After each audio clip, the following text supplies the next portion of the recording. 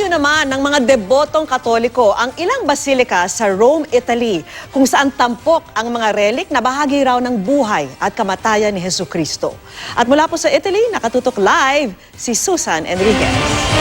Susan!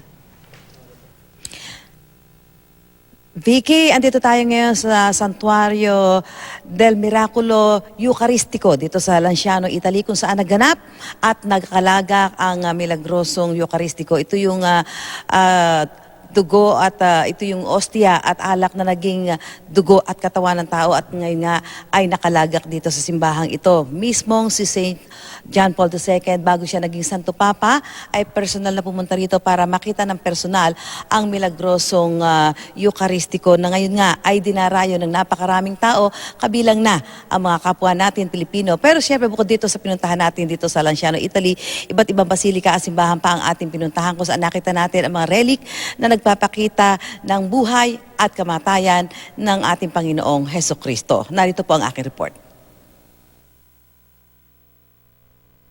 Sa tatlong basilikang ito, makikita ang ilang relic na may kaugnayan sa buhay at kamatayan ni Hesukristo. Dito sa Basilica di Santa Maria Maggiore, nakadambana ang larawan ng Mahal na Birheng Maria at Batang Jesus na dinadalaw ni Pope Francis tuwing aalis at darating siya sa Roma. Pinaniniwalaang si St. Luke ang mismong nagpinta ng larawang ito. Pero ang dinayo ko talaga sa simbahang ito, ang bahagi ng naging kuna o crib ng Batang Jesus. Ilang bahagi na lang ng sabsaban ang buo at nakapaloob sa gintong frame. I feel so blessed na nagkaroon ako ng pagkakataon to get closer and touch kahit yun lang ang altar kung saan nakalagay ito. Sa loob ng Basilica di San Giovanni Laterano, puno ng mga simbolikong dekorasyon. Pero ang agaw pansin, ang mga higanteng rebulto ng 12 apostoles. Sa kaliwang altar, nakalagak ang bahagi raw ng mesa na ginamit ng Panginoong Hesus sa huling hapunan. Isang relic na may kaugnayan naman sa pagpapahirap kay Jesus ang nasa Basilica di Santa Prassede, ang bahagi ng naging bato kung saan hinagupit si Jesus. Bago ipako sa krus, ito ang tinatawag na Column of Flagellation.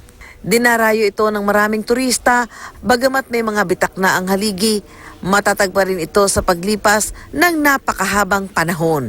Marahil ay dahil nabahiran ito ng makapangyarihang dugo.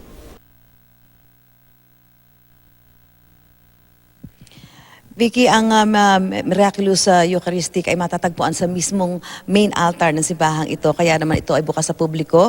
Anumang oras ay pwedeng pumunta rito. Sa katunayan, ngayong araw nito, ilang grupo na ng mga Pilipino ang nakita natin na dumayo dito. Yung iba galing pa ng Pilipinas. At ito nga ay dahil sa ngayon ay Semana Santa, pumunta sila dito para personal ding makita ang milagrosong Eucharistiko upang makapag-alay din sila ng kanilang mga panalangin at kahilingan. Vicky? Napaka-bless nyo naman dyan. Maraming salamat sa iyo, Susan Enriquez.